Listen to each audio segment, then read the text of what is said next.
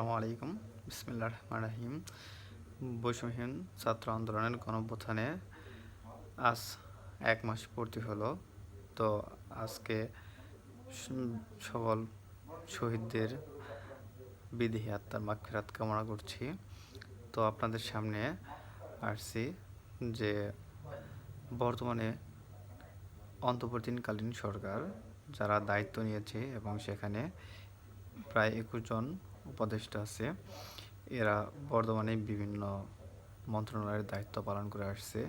তো তাদের সহযোগিতা করার জন্য আমাদের সকল ছাত্র সমাজকে এগিয়ে আসতে হবে এবং এর ভিতরেই অনেক অপরাজনীতি ঢুকে পড়েছে। কারণ অনেকে আছে যারা গত সরকারের অনেক পরিশ্রমী ত্যাগী কর্মী ছিল, তারা এখনই তাদের খোলস পাল্টাচ্ছে।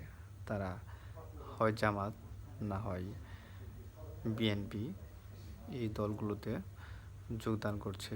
তো সব ছাত্রদের সজাগ হতে হবে, যারা এই অপশক্তি যেন আমাদের সাধারণ ছাত্র জনতার ভিতরে ঢুকে আমাদের ভিতরে বিশৃঙ্খলা সৃষ্টি না করে এবং আমাদের আগামী রাজনীতি কীরকম হবে আমাদের ছাত্রদের অবশ্যই এর একটা রুটম্যাপ করা উচিত।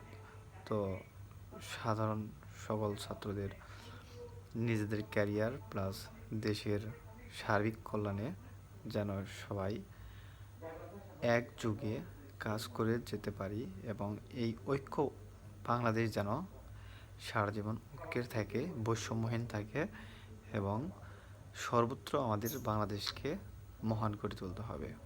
কোনো অন্যায়, অবিচার, অনাচার এবং চাঁদাবাজি কোনো কিছুই যেন না থাকে। তো সবাইকে বৈষম্যহীন ছাত্রদের গণঅভ্যুত্থান স্বৈরাচারী শাসকের পতনের ১ মাস পূর্তিতে আরও যেন ঐক্যবদ্ধ হতে পারি, সেই জন্য জোর প্রচেষ্টা চালিয়ে যাওয়ার আহ্বান জানাচ্ছি। ধন্যবাদ সবাইকে।